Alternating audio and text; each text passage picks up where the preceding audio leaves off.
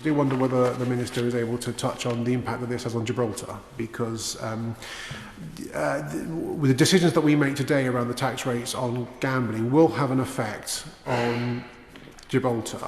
Nigel Feetham, who is the Minister for Finance in Gibraltar, has pointed out repeatedly that in Gibraltar, 3,500 people derive their job from the gambling sector. It makes up 30% of their GDP.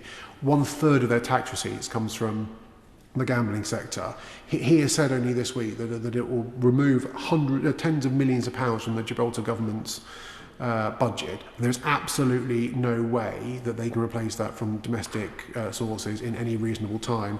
Now, given that Gibraltar is one of our important overseas territories, can the Minister set out and explain when she responds what conversations she's had or the Treasury has had with counterparts in Gibraltar, what the contingency is if we find ourselves inadvertently creating a massive black hole in the Gibraltar government's budget, and again, if we have to in some way bail them out, where is that money going to come from? Because if that money is taken out of the revenue that is expected to be raised from this particular rate, that then undermines the figures for other parts of the budget, which in its entirety I support.